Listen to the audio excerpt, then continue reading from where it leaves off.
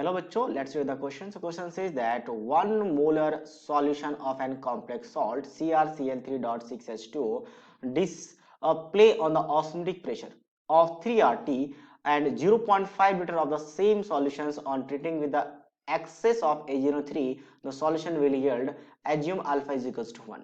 सो एक complex compound है। अब कॉम्प्लेक्स कंपाउंड में क्रोमियम के साथ यहाँ पे Cl3 है .6H2O है, तो हमें नहीं पता कि कोऑर्डिनेशन स्फीयर के बाहर कितने क्लोराइड होंगे। ठीक है, ये लिखना गलत होगा अभी कोऑर्डिनेशन स्फीयर, क्योंकि कोऑर्डिनेशन स्फीयर के जो बाहर होंगे वही आयंस में कन्वर्ट होते हैं, उसी के लिए वन टू फैक्टर निकाला जाता है। अब अल्फा 1 यानी कि जो भी आपके पास आयन बनेंगे उसको हम कंप्लीटली 100% डिसोसिएट करेंगे। तो सबसे पहले क्या 1 मोलर है, कंसंट्रेशन आपका 1 है, इसके लिए आपका ऑस्मोटिक प्रेशर गिवन है 3 RT। तो ऑस्मोटिक प्रेशर का फॉर्मूला क्या होता है? सो ऑस्मोटिक प्रेशर होता है that pi is equals to ICRT।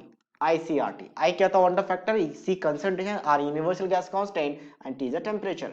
तो अब यहाँ पे बोला गया कि आपका 3 RT है, ये 3 RT है और ये I इंटू कंसंट्रेशन कितना बोला गया 1 है। ठीक है, 1 molar solution of the complex. अच्छा, volume of the same solution treating with, इसका वॉल्यूम कितना लिया गया 0.5 लीटर लिया गया है, तो ये भी हमें क्या करना है, ध्यान रखना है। तो अगर 0.5 लेंगे यानी कि वॉल्यूम आधा कर दिया तो कंसंट्रेशन भी हाफ हो जाएगा।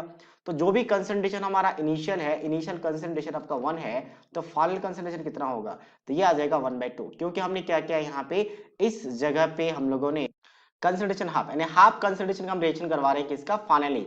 बट इनिशियल हम पहले ऑर्डर फैक्टर निकाल लेते हैं, जो इनिशियल कंडीशन गिवन है उसके बेसिस पे कंसंट्रेशन में इनिशियल वाला ही पुट होगा, क्योंकि उसी के बेसिस पे 3 RT गिवन था आपका ऑस्मोटिक प्रेशर।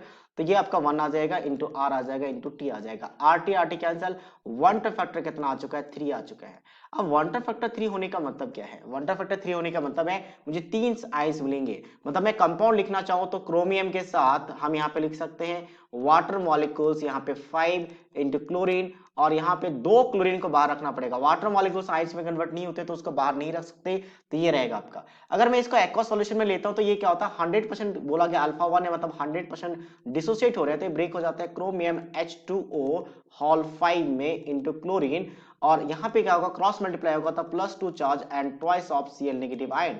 तो नंबर ऑफ आयन 3 है, तो यहाँ पे वन फैक्टर होता है 1 plus of n-1 into alpha, alpha का वैल्यू 1 है तो ये n के इक्वल आ जाएगा, और n होता है नंबर ऑफ आयंस, कितने आयंस है यहाँ पे 3 है, तो 1 फैक्टर 3 आ चुका है, मतलब ये कॉम्प्लेक्स रहा होगा। अब इस कॉम्प्लेक्स का हम रिएक्शंस करवाएं किसके साथ, एक्सेस ऑफ AgNO3 के साथ, AgNO3 के साथ।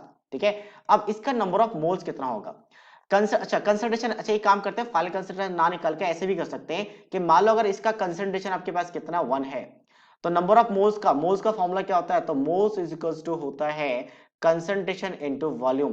तो कंसंट्रेशन कितना आपके पास यहाँ पे 1 है, तो 1 कंसंट्रेशन, और plus of sorry multiply of volume कितना आपका 0.5, मतलब 1/2 कह सकते हैं, तो नंबर ऑफ मोल्स 1/2 आ गया। अब यहाँ से ध्यान से देखिए, यहाँ पे 2 क्लोरीन है जो रिएक्ट कर सकती है, तो इसका अगर 1 मोल लेंगे तो मुझे 2 मोल्स ऑफ AgCl मिल जाएगा, क्योंकि यहाँ पे 2 क्लोरीन रिएक्ट करने के लिए रेडी है। तो 1 मोल ऑफ दिस कॉम्प्लेक्स के लिए 2 मोल ऑफ AgCl मिलेगा। तो हम कितना मोल यूज कर रहे हैं, सिर्फ हमारे पास हाफ मोल है, तो 1 मोल के लिए 2 मोल, हाफ मोल के लिए 1 मोल, मतलब 1 मोल ही AgCl का मिलेगा। कोएफिशिएंट्स हमने ये डिसाइड किया, 1 मोल लेंगे तो इसका 2 मोल मिलेगा, बट हमने यहाँ पे वैल्यू वाइज 1/2 मोल लिया है, तो यहाँ पे 1 मोल मिलेगा। दैट मींस ऑप्शन बी मिल जाएगा, 1 mole of AgCl will be formed. So option B is the right answer of this question. So I hope you understood it well. All the best.